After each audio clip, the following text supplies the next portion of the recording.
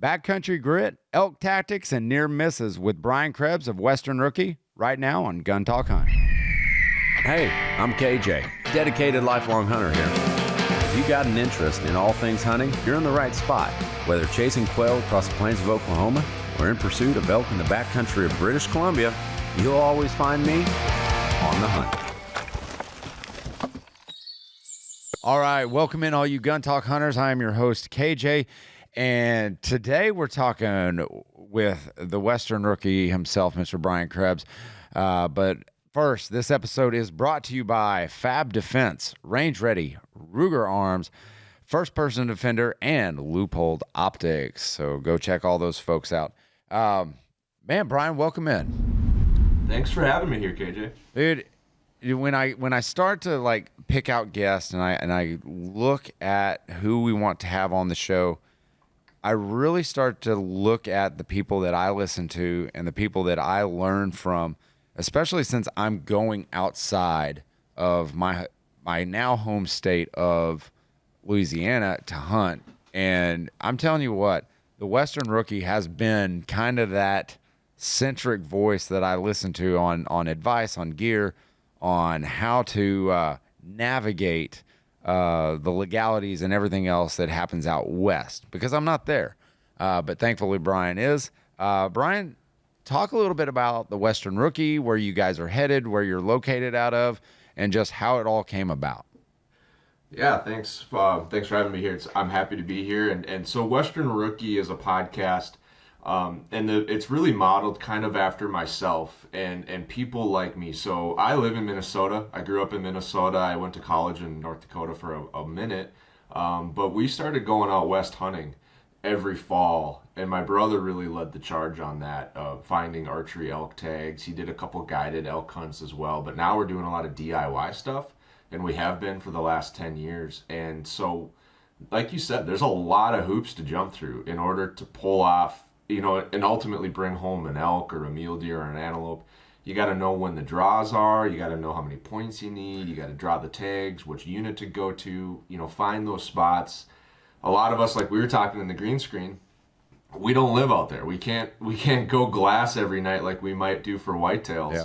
And find out where we want to hunt. We got 5 days to show up, figure out where animals are, and bring one home, hopefully. And so that's what Western Rookie is really about, is like people that are trying to get into Western hunting. And there's just, there's so many things to learn. And I think a lot of times the unknowns stop people from really applying for hunts, going after it. They're like, I don't know how to do this. I'm waiting for someone to invite me into their group. And it's like, it's not that hard. We can get there together. We've done it, and I want to bring you along, shorten up your learning curve, and so you can join right alongside us and everyone else and enjoy the outdoors, enjoy the West. Man, that's such a hard thing to do, is to take a step out of your home area. And I remember, I think I starting out west. I mean, kind of the standard is kind of that antelope hunt, man. If you could, you draw that, and that's kind of where you kind of start out, and that's where you start to go, well, this isn't so bad. I think a lot of hunters start there, but once I started that, I think that was 15 years ago that I started putting in for Western hunts and learning, just getting my feet under me and learning. And the most intimidating factor that you'll find is, one, where to go, but it's once the draw happens and you actually draw, then all of a sudden now you're like, oh my gosh, I was totally unprepared for this. Like, it actually started to happen for me. Do you find that with a lot of like guys in your listener base? We get a lot of questions on where to go, how to, and I think one of the things I love to see is not so much people asking like, hey, I drew unit 75. Where should I go? And I think people understand, like, I may not have ever hunted Arizona Unit 75, if that is even a unit, but yeah, they're asking, how do I go about figuring this out? How do I go about making a hunt plan? How do I go about e-scouting? And that's a question I can answer, right? I can look at a map and say, here's my how I would work through it, depending on what the hunt is. And so we get a ton of questions, and I think it all boils down to people don't want to sign up for failure, right? No one wants that. We're all doing this because we want to be successful. But when you have a long list of unknowns on the left side and a short list of knowns on the right side, you're probably like, man, this feels like I'm signing up for failure. And so people are trying to figure out those unknowns, answer those questions. And that is, like you said, one of the biggest ones. Once you draw that tag, you can do some research, and it's pretty straightforward if you spend some time on how to get a tag. Yeah. Then the unknowns really get tricky of, how do I fill it? Well, and that's what people need to know man, or want to learn. What I notice is, I mean, you can sit there, because this happened to me. This has happened to me multiple times. I go out to Colorado and I take my bow out for a walk, like around the mountains. It's beautiful scenery and it's beautiful, but we aren't able to get out there as much as we'd like to. Like, man, if I'm going gator hunting in Louisiana, like, I can drive the waters, I can go to the waterways, I can identify big gators, like, anytime I need to. But I can't do that out west, man. And talking about transitioning and learning the topography and what it means with, migration maps and what that looks like and what that means, and looking at benches and saddles and all this stuff that you like guys who are out west, they kind of take that for granted because they're always in it. Where do you start your early season, like, scouting? Like, if you're going to a new unit or what tools are you using and what are you looking for? That's a very vague question because it's all dependent on what time of year you're headed out there. There's a lot of variables that go into answering this question. So just give a broad stroke view of what you're looking for. Yeah, so right off the bat, I use a tool called Go Hunt, and I think a lot of people are familiar with Go Hunt these days. They're a giant in the space when it comes to hunting the West, and now they're taking on mapping, they're taking on draw odds, they're taking on a gear shop, they're now taking on, even if you want the next level up and you're like, I want a travel agent, I want to talk to a person that has done this before and help me plan my hunt. They're doing that now too, one-on-one hunt planning. And so they're a huge player in the space. They are our title sponsor, and it's because I reserved that for them. I've been using their services since the very beginning. Day out of college, we signed up for Go Hunt. We used it to plan all of our hunts, and so for 7 years I was using them, and I was turning down potential sponsors because I wanted them specifically to be our title, because that's what they do. They help people hunt the West, and that's what our podcast is. And so I'm looking at Go Hunt from the start on which units should I apply for. I use their filtering tool to understand which units I have a chance at drawing. And sometimes it's which units aren't worth trying to get a tag for. There's a reason why some of these tags don't sell out in units, and it's usually not good. It's usually not because there's a ton of giant bulls on public land. And so I'm using that. So we could walk through, I could give a brief example of maybe a hunt or two on how I've walked through it. So last year, me and my wife went on our first Western hunt together. She just got done with residency. This was her first fall without schooling or residency or, all that stuff. And so we did an antelope hunt in a state that I had never antelope hunted before and in a new unit. So I've antelope hunted in North Dakota. I've hunted Wyoming, but first time doing an antelope in Wyoming. So right off the bat, I'm looking for units for this style hunt that are more on opportunity and access than trophy quality. So I want this to be a fun hunt with my wife. It's her first time out west. She's new to rifle hunting. She's done a lot of bow hunting. So I want lots of chances. I want lots of at-bats for stocks to get in close. I don't want to be pushing long shots.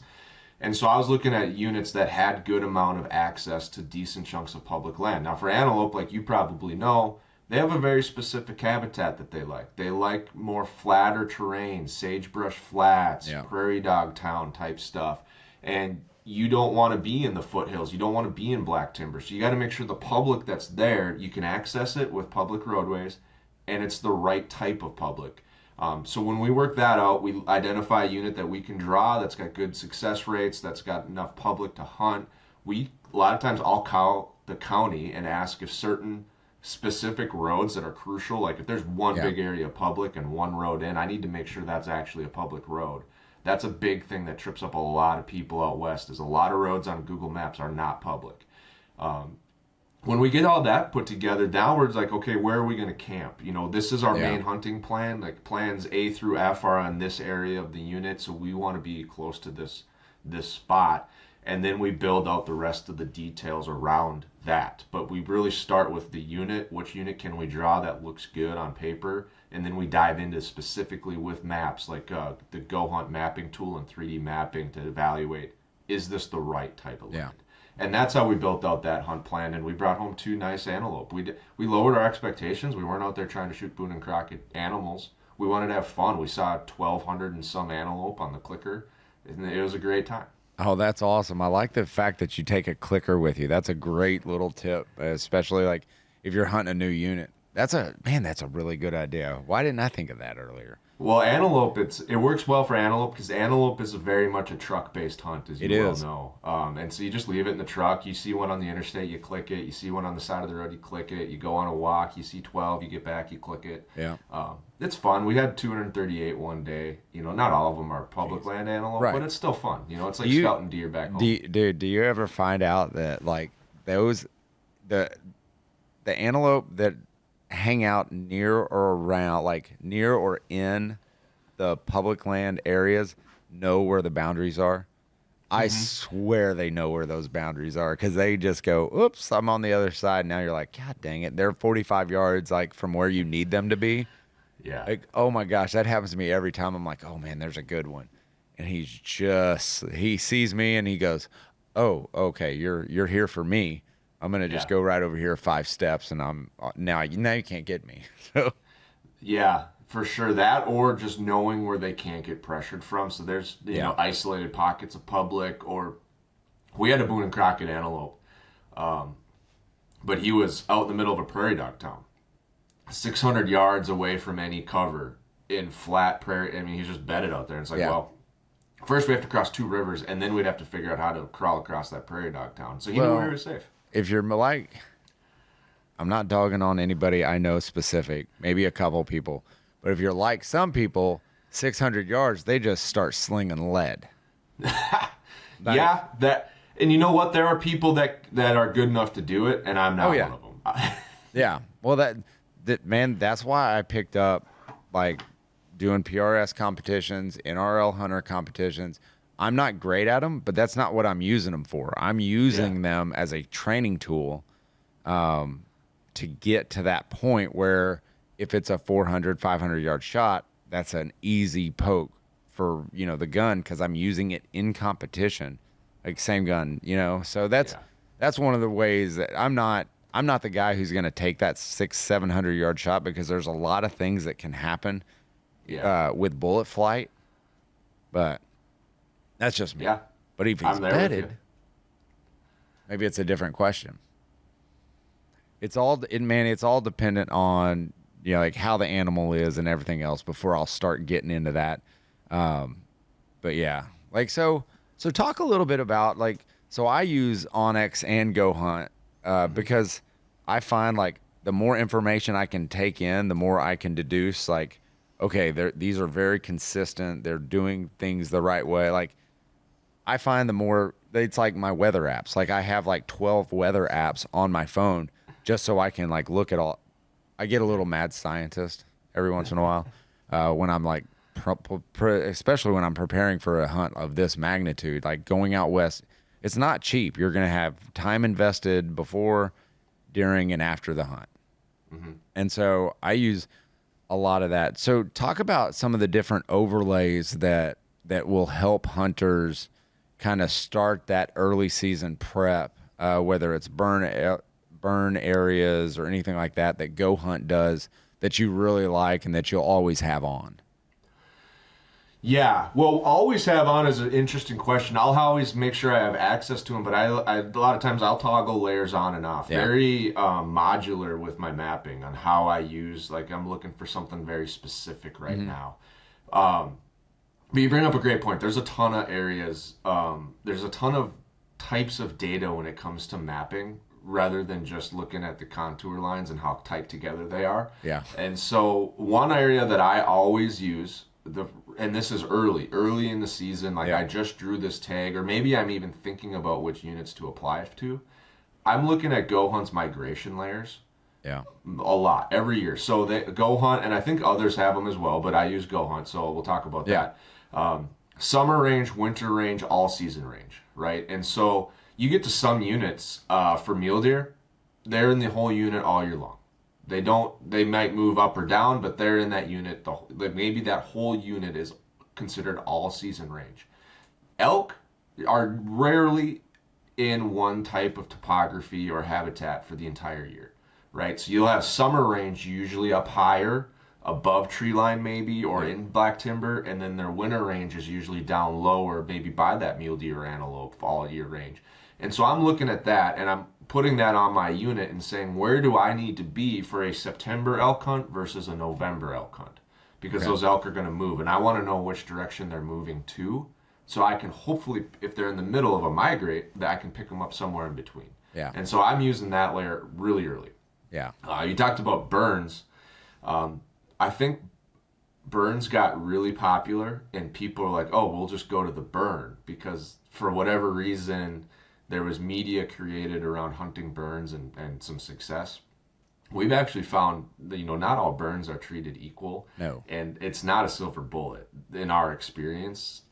If it's a huge burn, a real hot burn, it takes a long time for the middle of that burn to bounce back. The fringes are more so what I look for now. Yeah. I would rather see a real small burn that wasn't very intense, that has a lot of fringe, maybe like a long skinny, think of a river instead of a field of like a, oh, I'm from the Midwest, so I think of a huge cornfield, right? If that, it's going to look like that cornfield too at the end of the year, all black, and it's going to take a long time to bounce back. Yeah. There's not going to be anything in the middle of a big hot burn for a long time, but the fringes are what I look for. So see, that's what I found too. It's kind of odd. Hey, we're going to take a break real quick, and when we jump back in, we're going to talk a little bit more about, okay, you've drawn your tag, now how to mentally get ready and mentally fight your way to the end of that. You wish your gear did more, or you can run Fab Defense and know it does. Whether it's folding stocks, grip pods, or foregrips that make your rifle run like a dream, Fab Defense builds the kind of battle-ready gear that makes your range buddies jealous and your rifle smarter than their group text. It's rugged, it's tested, it's not your uncle's clunky plastic bolt-on. Check out Fab Defense at your favorite retailer or visit fab-defense.com. Tired of your range time being just mag dumps and Instagram flexing? Enter Range Ready Training, where Director of Awesomeness and everything else, Chris Serino, turns keyboard warriors into actual warriors. Or something like that. Pretty dang close, I would say. Yeah, the guy's been there, done that. Pistol, check. Rifle, check. Yeah, we got it all. Force on force, we do that every now and then too. Bring your bruises, instructor development. Welcome to the Thunderdome of learning. It's more than training, it's range ready, because real life doesn't come with a respawn button. Oh, the Ruger American Gen 2 Predator, because sometimes you just want a rifle that looks like it's been dipped in badass and Cerakote. Spiral fluted barrel? Check. Splatter finish that grips like grandma's hug but less scratchy? Double check. Recoil? Reduced. Fit? Customizable like your favorite video game loadout. Adjustable trigger? Smooth as jazz hands. Oh, and the bolt? CNC machined for that butter on a hot pan action. It's got a pick rail, a muzzle brake, and more modular options than a Lego set for grown-ups. Get the Predator, because your prey deserves a fair, terrifying fight. First Person Defender YouTube page is out. You got to go like, comment, and subscribe, and I promise you, you're going to like what you see over there, because you are going to get a view. Each week, we're going to be launching new episodes. Season 14 is coming out soon, so get over there and check it out. You got to like, comment, and subscribe. We want to push this thing out because we want more people becoming more aware of their personal safety. If you like tips, tactics, watching people and seeing how they react, and you being the Monday morning quarterback that you are, I know you're going to love it, because you're going to say, whoa, I wouldn't have done that. I would have done it totally different. Well, would you have? Because I'm going to be honest with you right now. There are a lot of people out there that says, I'm going to just turn it on. I'm going to know when my attack comes. Well, if you know when your attack is coming, I sure as heck wouldn't be there. But Watching First Person Defender gives you the opportunity to say, yep, I wouldn't be in that situation because I'm going to see it way before that. And you're training your mind. All right. So go like, comment, and subscribe to the YouTube page over there. The First Person Defender is going to be hot. Say hello to the Loophold VX6HG Gen 2. Man, I don't even think I can say it like that and keep a straight face. The Loophold VX6HG Gen 2, because your optics shouldn't tap out before you do. With a 6:1 zoom ratio, this thing goes from up close, oh crap, to sniping from Narnia faster than you can say, that's going to leave a mark. The professional grade optical system, yeah, it punches glare in the face and laughs at low light like a villain monologuing at midnight. Plus, it's got motion sensors, so it knows when you move like that creepy ex. But it's useful. Guardian coating keeps your lens cleaner than your browser history. And the speed set dial, oh, it's tool free, like me at my family reunion. Get the VX6D Gen 2 because precision shouldn't be boring. All right, we're back with Brian Krebs of the Western Rookie. And we're talking mapping systems. We're talking, we've talked about where the Western Rookie came from, and later on we'll talk about where it's going and how it's going to progress to help you guys even more. So I'm going to tell you right now, go like, comment, subscribe to all of the Western Rookie stuff right now because you're going to want to be on what's coming next. I promise. We're going to talk about it later. But right now, let's talk about the mental side of getting out west and how to stay in the hunt. Which I think it's an interesting thing because I'm down in Louisiana and it's flat here. Like there's some rolling terrain, but not a lot of it. Hardly any. It's just flat. We're below sea level. So my mental preparation has to start very early when I know I'm headed out west, when I know there's going to be a lot of topography changes. And I've got to be like, my mental state has to be in just as good a shape as my body needs to be to make it through the hunt. What do you find? I mean, because you're a Midwestern guy too. What do you find on the mental side that's hardest for you to overcome? Yeah, for me, the hardest one has always been, I'll maybe back up for a second and maybe lay a little bit of my own take on the foundation of staying in the hunt mentally. I firmly believe that the mind is typically the last thing to go, right? Yeah. And it's because something else is going to break before your mind. Your mind can always go longer than your body.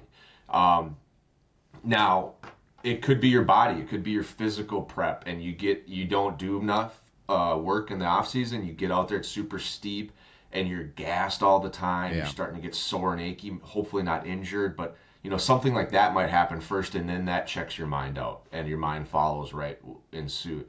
For me, it's typically not the physical. I think I have a long rope when it comes to enduring the suck. Yeah. And I'll just slow down but keep chugging along. For me, it's the social aspect of it that I would have the hardest time with. And what I mean by that is I've done elk hunts by myself, solo, alpine, late season elk hunts by myself. And those ones I struggled the hardest with because I'm not talking to anyone. I'm not seeing anyone.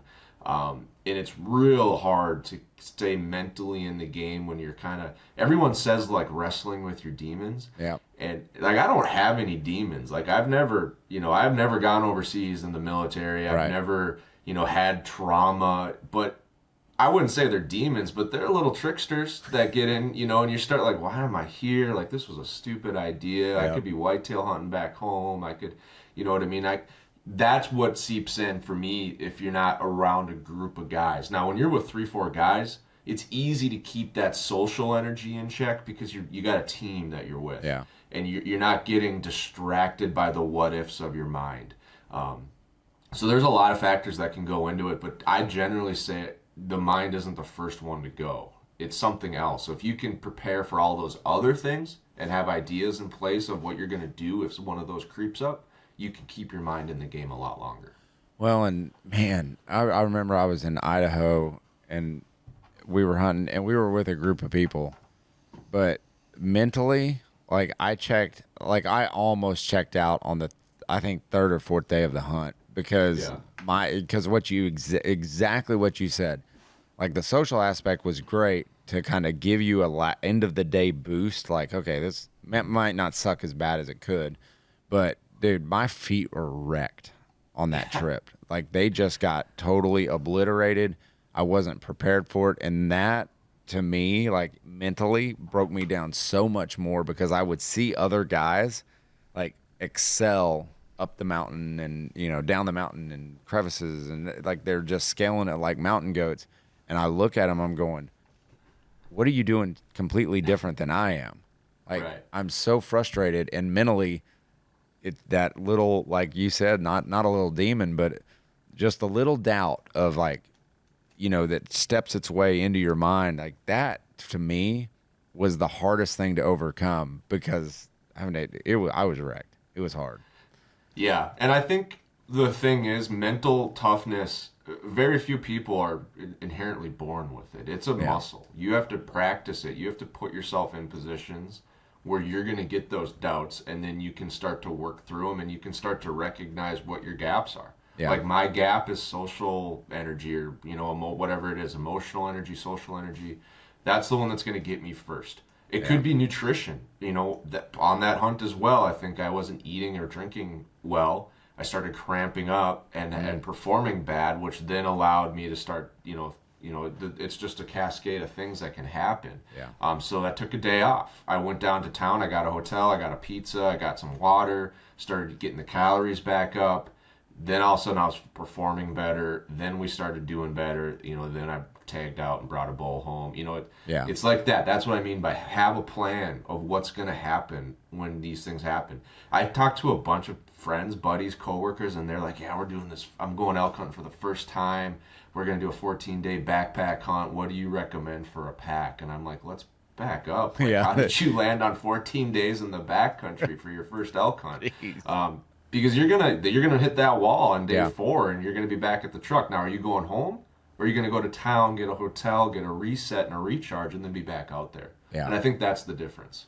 Yeah, that's a great way to put it because, man, if you don't go in with a plan, mentally, you're gonna check out quicker, and then you start asking yourself those doubts, and then it's just like, well, I'll just drive home when you've got 4 or 5 days left that you could really just go and recharge. That's a great tip right there. Like, I hope you guys are listening to this because Brian Krebs of Go Hunt of Go Hunt, Western Rookie. They're sponsored by Go Hunt. It's providing some great knowledge. Let's talk a little bit about, and we always ask our listeners, like, hey, have you had an almost got it moment? You're so close to the finish line, and something happens. Like there's just one thing that happens that it turns into, and that's how I almost got the biggest deer of my life or something like that. But reach out to kj@guntalk.com if you have stories, and then we'll ask another question. But I want to talk to Brian about, do you have an almost got it moment that really like sticks with you? Yeah, that's a great question. So, unfortunately, one of the downsides of being an archery elk hunter is those almost got you moments are seared into your brain for life. And everyone in my group's got one. And so they're a little painful for the first couple of years, to be honest, to remember, the little thing that you didn't do that cost you a bull. Yeah. But mine was in Montana, I think around 2018. 2019, we had a bull that we were working with a herd, and it was a crazy scenario on it's a small ridge, like not huge mountain, just a little tiny area, but the ridge was very steep to like a real point, and it was bare on both sides for 50 yards, and then we're in the middle of the black timber, like a really unique kind of microclimate. And this bull and his cows are working the other side, so what I could do is I could drop down on my side and run and then get up in front of him. And so that's what I did. And all of his cows were coming out behind a lone pine tree in the clearing at like 55.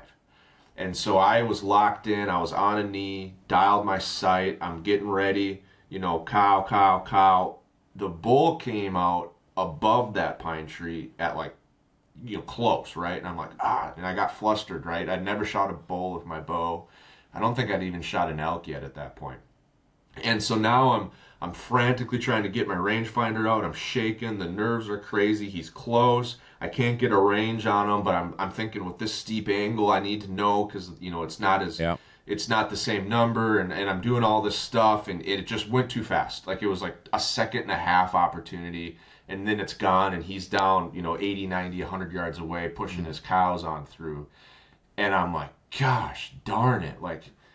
I had thought about all of these things and what I should have been doing, and I forgot them all. And so 2 days later, we're in another scenario on this same hunt, and we're walking out into a clearing. And I don't know, KJ, if your dad always told you, like, hey, don't walk out into this clearing. Look both ways in case there's a deer, and there's never a deer, never. Right? We do this. We walk out in this clearing, and by force of habit and brainwashing, I look both ways, and sure enough, there's a bull elk 55 yards away in this clearing at 2 p.m. And I'm like, jeez. And so I draw back, and this time it was like we had trained all day for this scenario. He was walking, I ranged him, got the number, I stopped him with a nervous grunt with a mouth read at the same time, just a little yeah. As I was drawing, he stops, looks back, I put the pin where it needs to be, and I close off that shot, and the tree in front of me explodes. There was a branch at like 2 inches from my arrow that I couldn't see out of my sight housing, and I was so focused in on that bull that I never saw it. But I did everything I was supposed to do the 2 days before. And so, and I just watched my lighted knock go sailing over the hill on this bull. It wasn't a lighted knock because they weren't legal then. Yeah. But just the arrow, just 30 yards over this bull and then off the side of the mountain. I'm like, I'm not looking for that. Nope. And so, it's gone. Crazy enough, my brother stepped out behind me and just goes, how far? And shot him. Like, I feel like some type of movie about the Algonquian Indians or something. Just pulls one out of his quiver and just, how far? No way. And he got it. Yeah, so we brought that bull home. But dude, twice great. in one trip I had that almost got you moment. And it was kind of for the same reasons. Wasn't the same bull, was it? No, the one I missed first was way bigger. Oh, really? I didn't miss. The didn't missed miss. opportunity was a 6x6. So looking back, that was he was at 35 yards. And my advice now is you need to be able to instantly know how to kill anything within 40 yards when you're elk hunting, because you're never going to have time, and the closer they get, the less freedom you have. Yeah. So any angle, any obstacle, you have to know if your arrow is going to go over that log or under that log or through that log. You have to, you need that killer instinct, because that's going to happen to you. And looking back, I should have said, I don't know where he is, but he's close enough. I'm putting the 30 on his lungs, the 40 on his heart, and we're going to pull the trigger. Yeah. And that's what I should have done. Well, and that's another good point, and like in the preparation of it, knowing your equipment type of deal. What I typically will start doing when I'm getting good and dialed in, I've got 55. Like, you go out to your distance, and I'm going, okay, deer steps out at 55 yards. So now I've got my 55 cranked, and then something happens, and now he's at 35. Like, where's that hold? Because I use a single pendulum sight. And so I don't have time to just go, okay, I'm going to adjust. I'm taking my hand off my bow or taking my release out and then going and adjusting it. So I shoot my bow from, like, if I go out to 55 yards, I'm going to shoot it at 55, 40, 50, 35, and just know where I've got to adjust just in case that movement happens. Yeah. Man, and it's a lot. Yes. I mean, it's a lot to take in, and it's a lot to think about because you're processing everything. Mm-hmm. Like, there's a lot of stuff to download, and this mind is not getting any younger. No.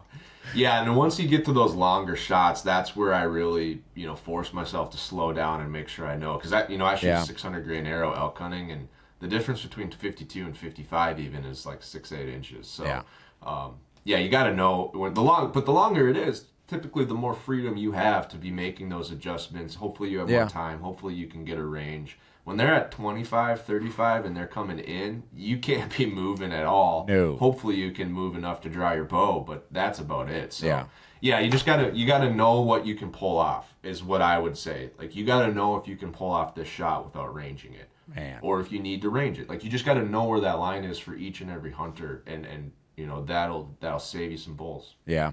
For sure. All right, here's our question for this week. So we're gonna download a question for you guys. Reach out kj@guntalk.com if you have any gear tips or gear that you just can't live without. What's the one piece of gear you thought you'd never need, but now won't hunt without it? Yeah, I saw this question and it's a great question. I don't even know which way to take it because I have a few pieces of gear that I absolutely love. Yeah. The one thing that is with me no matter what I'm doing is a bino harness. Now, I never, like growing up in the Orange Army deer hunting scenario, you had a backpack and you had all your stuff in the bottom of that pack, and you'd be digging through to get the binoculars out. When we started hunting the West, I got a bino harness, and now, I mean, that joker is with me no matter if I'm shed hunting, if I'm scouting. Man. We brought it in the boat fishing, at the archery range. You know, I got one. It's not just a bino harness. It's got everything on it that I need to legally and ethically kill an elk. So my tag is in the back sleeve, my wind indicator, my face paint, my elk calls, my range finder. I have a lighter. I always keep a lighter in there because I know I'm going to have it. And I know, like, one of the biggest things to survive if stuff goes south or if it gets a little western, as I say, is a fire. And my binos. And so I can take my pack off, I can take everything else off, but if I have my bino harness and my bow, I can get the job done. And so I think a good quality bino harness, as crazy as that sounds, is something that you don't feel right if you don't have it anymore. Now I wear it whitetail hunting. Yeah.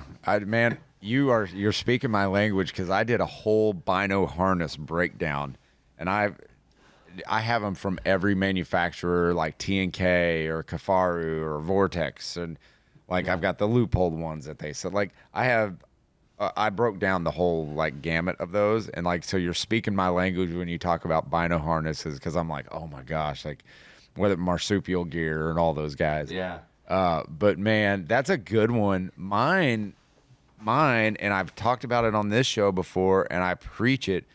Man, I always have Leuco tape on me. Like, Leuco tape can save your feet. If your feet are done on the hunt, that I don't know what it is. Like, if you get a blister or something, you can throw some Leuco tape on it, and it won't be as bad. And it mentally it gets you back in the game because you're like, okay, this is gonna save it. But I pre-tape my feet and everything else with it, and then it stays on for like I've had it on one hunt. I had it on for 10 days straight, and it never shifted or adjusted, and dude, it works. Wow. But Leuco tape is one of the things that I never thought I would need, but now it goes with me everywhere, and it's in my body. Typically, I'll like take it off and wrap it around like a pin or something, so I have it, so I can just throw it in over my pin and have it in my bino harness with me. That's funny that you say that because I long ago I had a girlfriend that was an athletic trainer, and so I learned all these, you know, similar types of, you know, I don't know if they call them modalities or whatever. Yeah. And so I have a kit in my bag that I bring on every Western hunt. I use the little blue squares instead of Leuco tape, and but I've never had a foot blister. Yeah. Knock on wood, never in my life. I have bulletproof feet so far. Like my dad had a lot of foot issues, blisters and stuff. So he'd buy a pair of boots, not like them, just give them to me, and I'd be like, all right, whatever. Okay. And sometimes they'd fit, sometimes they wouldn't, but that's what I don't know how I got so lucky, but I don't get blisters, and so I bring it on every hunt, but I didn't think of it because I haven't used it in 8 years unless it's for someone else. But that is a big one. I mean, your feet are, you need them for no matter what kind of hunt you're doing. So. They're paramount to getting you out. Yeah. They got to get you out, get you home. Yeah. All right. So the last segment we're going to do here is kind of your take. What's on your mind right now? I know we kind of teased a little bit about where like the Western Rookie podcast is headed. maybe that's it. But the floor is yours. If you want, however you want to promote Western Rookie or whatever advice you want to give these guys, man, I'll let you have the final word. Yeah, I think overall, so like what's exciting for me right now, we're planning a mule deer hunt now this year with me and my wife, and so I'm jacked about that hunt. I've got a dream for a big mule deer. I've done big whitetails. I've got blessed with big elk. Never had a big mule deer, so I'm really excited for that hunt, and so we're gonna be doing that this fall. My encouragement for anyone listening to this that's got a affinity for Western hunting and wants to do it is just go do it. It's so much easier than it sounds, and there's a lot of resources out there. Whether it's your show, my show, Go Hunt, Onyx. Yeah. It's never been easier to do a DIY hunt. Like you said, I always recommend antelope as well. Do a rifle antelope hunt. Maybe get a point or two, get a buddy, go out there. You're going to see a ton of animals. You're going to have a ton of opportunities. It's an easy one to pack out. You don't have to worry about terrain. I mean, it's just a perfect underhand softball pitch to hit a home run on. And so I'd say go for it. Just do it. Time is short. Start getting out there. The best way to become a Western hunter is hunt the West. And so that's my encouragement for the folks. As far as our teaser, so Western Rookie is a show that has had a few hosts over the years, and everyone kind of gives their spin on what it means to be a Western hunter and get into the Western hunting scene. And I've done my 2 years or so, and so I'm actually going to be building a new show with a specific vision for the guys and gals that like myself, like yourself, have to travel in order to hunt, whether that's whitetails on the other side of your state, or if you're going across the country to chase antelope, mule deer, and elk. You got 7 days of vacation that you have to get there, set up camp, find animals, and hopefully bring one home and get back to work on Monday. That's how I hunt, whether almost everything unless it's whitetails here on our own farm. And so that's how I think a lot of people hunt, and we're going to focus a little bit more on that moving forward on a completely new show. So we're really excited about that. But the same good content and the same good stuff is going to be on Western Rookie for those that want to see both. And we're going to have a new host that's going to give his spin on it. He's also a Western hunter. And so it's going to be an exciting time for both channels. Awesome, man. We'll look forward to it. Where can they learn more about Brian Krebs and follow you on all your socials and everything? Yeah, so for now we have the socials. They're the Western Rookie on TikTok, Instagram, and my personal pages are Back 40 Brian. That's the name of our little ranch here. Me and my wife just bought since our initials are BAK, and so we got the Back 40 Brian channel where we can see more into our life and our personal side, homesteading, farming, hobby farming, food plot, and stuff like that. And then we'll get access to all the good stuff we've got. So like Western Rookie some of our socials will be rebranded with the new show.